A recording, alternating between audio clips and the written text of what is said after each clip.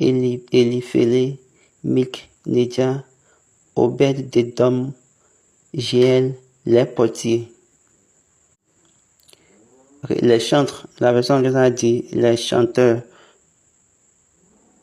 Héman, Asaph, Étan, avec des cymbales d'airain pour les faire retentir. Maintenant, regardons, qu'est-ce que la Bible a dit? Qu'est-ce que l'Évangile a dit? Maintenant, vous vous dites que Obed-Dédom, juste un homme qui veut mourir, il a pris l'arche de Noé, il a pris l'arche de l'Alliance et il l'a mis dans sa maison. Et puis il est devenu riche, ainsi de suite. Et vous dites encore que Dieu a changé sa vie, Dieu a changé son histoire, comme Dieu a changé l'histoire d'Obed-Dédom, comme Dieu a changé l'histoire d'Obed-Dédom, ainsi Dieu va nous changer également nos histoires et vous raconter des choses pas possibles.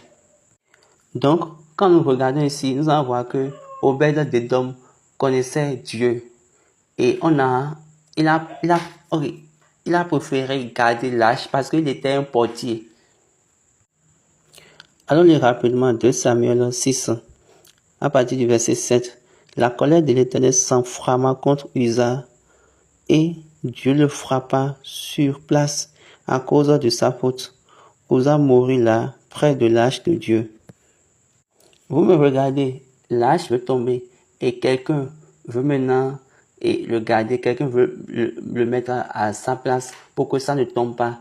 Et on a dit que la colère de l'Éternel s'enflamma et l'Éternel l'a frappé de mort.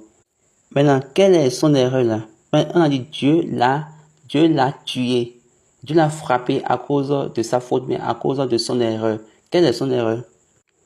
Quelle est son erreur? Qui est Uza? Allons lire à partir du verset 1, 2 Samuel 6, 1.